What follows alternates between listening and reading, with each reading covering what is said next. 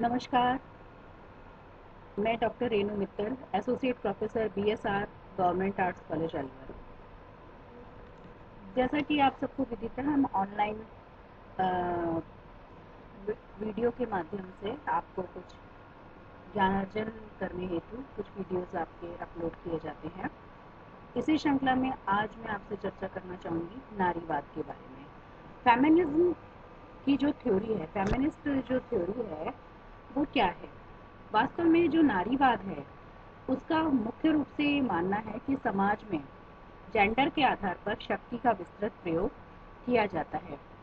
शक्ति के विश्लेषण के संदर्भ में इस दृष्टिकोण को जेंडर पर्सपेक्टिव यानी कि लिंग परिप्रेक्ष्य की संज्ञा दी जाती है और यह सिद्धांत पैट्रियार्की को समाज व्यवस्था का प्रधान लक्षण मानता है और ये जो मेल डोमिनेटेड सोसाइटी के प्रति विद्रोह का शंखनाद माना जा सकता है।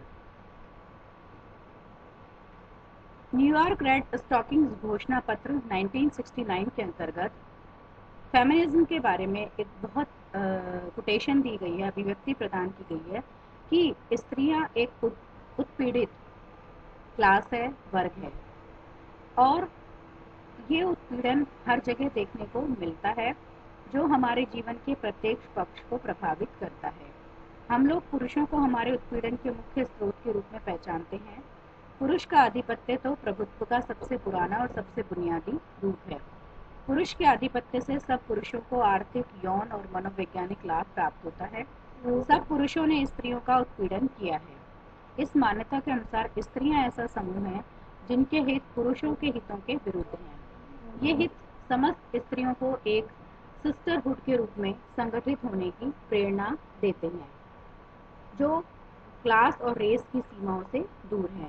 मतलब इसका मतलब ये हुआ कि स्त्री चाहे धनवान हो चाहे निर्धन हो, उच्च जाति की हो या निम्न जाति की हो, श्वेत हो या अश्वेत हो, इस अंतर को भुला करके सब स्त्रियों को क्या करना चाहिए? पुरुषों के विरुद्ध एकजुट हो जाना चाहिए और अपनी मुक्ति के लिए संघर्ष करना चाहिए। ये तो एक बहुत कॉमन सी बात हो गई है। पैट्रियार्की का यहाँ पर क्या मतलब है? पैट्रियार्की का मतलब ये होता है कि जिस परिवार में जो पुरुष होता है, चाहे वो पिता हो, पितामह होते हैं, वही सारे निर्णय करता है और सब सदस्यों को उसके आदेशों की पालन करना होता है और जिसे क्या कहा जाता है? मेल डोमिनेटेड सोसाइटी का पर्यायवाची माना जाता है। नारीवाद स्वयं राजनीति की नई परिभाषा की मांग करता है। पुरुष की शक्ति केवल सार्वजनिक क्षेत्र तक ही सीमित नहीं होती, बल्कि वह जीवन के हर क्षेत्र तक फैली हुई रहती है। जैसे कि पैट्रियार्कल जो सोसाइटी होती है उसमें स्त्रियों के न केवल सार्वजनिक जीवन को प्रभावित करता है, बल्कि उसके परिवार और उसके सेक्सुअल रिलेशन जैसे व्यक्तिगत मामलों में भी स्त्रियों पर पुरुष का आधिपत्य देखने को मिलता है। इसीलिए जो फेमिनिस्ट थ्योरी है वो ये मांग करती है कि जीवन के मतलब स्त्रियों के जो पर्सनल लाइफ है उसको राजनीति के दायरे से बाहर रखा जाता है और ये माना जाता है कि पॉलिटिकल नेचर जो राजनीतिक प्रकृति है उसको मान्यता देते हुए इस क्षेत्र में भी पुरुष शक्ति को चुनौती दी जानी चाहिए। नारीवाद पुरुष के मुकाबले नारी की स्थिति, भूमिका और अधिकारों से गहरा संबंध रखता है। नारी की पराधीनता और नारी के प्रति होने वाले अन्याय पर ध्यान केंद्रित करता है और इसके प्रतिकार के उपायों पर विचार करता है और नारीवाद का दावा है कि अतीत तथा वर्तमान समाजों में स्त्रियों को अपने अस्तित्व के कारण अन्याय सहना पड़ रहा है और आज भी उनके साथ अन्याय हो रहा है। इस आंदोलन के मुख्य मुद्दे रहे हैं स्त्रियों के अधिकारों को मानव अधिकारों की सामान्य श्रेणी के रूप में मान्यता दी जाए, संपूर्ण सामाजिक जीवन के संदर्भ में स्त्री पुरुषों की समानता स्वीकार की जाए और स्त्री को परंपरागत पराधीनता से मुक्ति प्रदान करने के लिए स्त्रीत्व की नई परिभाषा दी जाए। समझ रहे मेरी बात को? तो ये हमने कॉमन डिस्कशन किया कि वास्तव में फेमिनिस्ट थ्योरी क्या कहती है। अब ये प्रश्न उठता है कि राइज ऑफ फेमिनिज्म यानी कि नारीवाद का उदय कैसे हुआ? नारीवाद का जो उदय है वो 1970 के दशक में हुआ था, लेकिन स्त्री पुरुष की जो सापेक्ष स्थिति है, मतलब उसमें जो भेदभाव है, वो तो आदिकाल से चला आ रहा है। जैसे हम प्लेटो की बात करें, यूनानी दार्शनिकों में हम प्लेटो के गार्जियन क्लास के अंतर्गत, उसमें उसने स्त्री पुरुष की समानता तो स्वीकार की थी, परंतु अरस्तु ने पुरुषों की तुलना में स्त्रियों की हीनता पर बल देते हुए उन्हें दासों के समक्ष रखा था। प्राचीन भारतीय गौरव ग्रंथ मनुस्मृति के अंतर्गत यह कहा गया है कि यत्र नार्यस्तु पूज्यन्ते तत्र रमन्ते देवता, जहाँ नारियों की पूजा होती है वहाँ देवता विराजमान होते हैं। तो दूसरी ओर ये घोषित किया गया कि न नारी स्वतंत्र महर्ति, नारी स्वतंत्र रहने के योग्य नहीं है। तो प्राचीन काल में या मध्य युग में नारी की हीन स्थिति के विरुद्ध में कहीं भी हमें विद्रोह देखने को नहीं मिलता है, किसी तरह का आंदोलन देखने को नहीं मिलता है। नारीवादी आंदोलन के जो हम देखें तो आरंभिक संकेत हमें 18वीं और 19वीं शताब्दी के यूरोपीय चिंतन में हम देख सकते हैं। उदारवादी परंपरा के अंतर्गत मैरी वॉल्स्टनक्राफ्ट की कृति Vindication of the Rights of Women, नारी अधिकारों का औचित्य में स्त्रियों को कानूनी, राजनीतिक और शैक्षिक क्षेत्रों में समानता प्रदान करने के लिए शानदार पैरवी की गई है।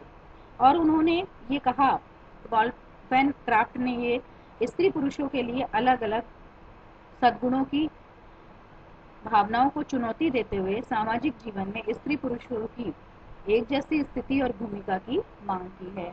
और आगे चलकर जे.एस. मिल ने अपनी जो उनकी इम्पोर्टेंट कृति थी सब्जेक्शन ऑफ वीमेन, स्त्रियों की पराधीनता के अंतर्गत ये तर्क दिया कि स्त्री पुरुष का संबंध फ्रेंडशिप पर आधारित होना चाहिए, किसी तरह के डोमिनेशन पर या प्रभुत्व पर आधारित नहीं होना चाहिए।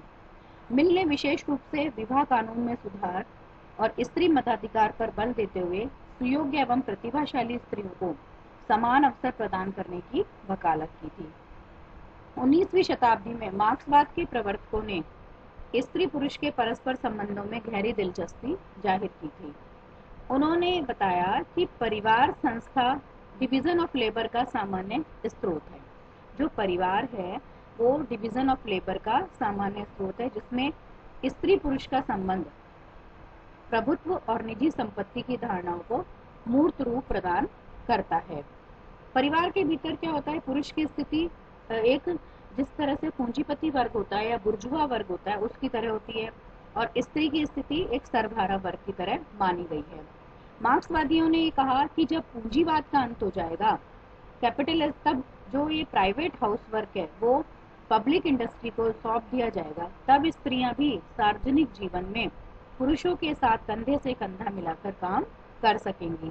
1970 के दशक में यूरोप और अमेरिका की अनेक जागरूक महिलाओं ने अनुभव किया कि स्त्रियों के मताधिकार आंदोलनों और स्त्रियों की स्थिति के प्रति उदारवादी एवं समाजवादी दोनों विचार परंपराओं में इतनी भी सजगता के बावजूद पश्चिमी संस्कृति के अंदर जो स्त्रियों की पराधीनता को अंत करने में भी कोई कठोर प्रगति नहीं हो पाई है।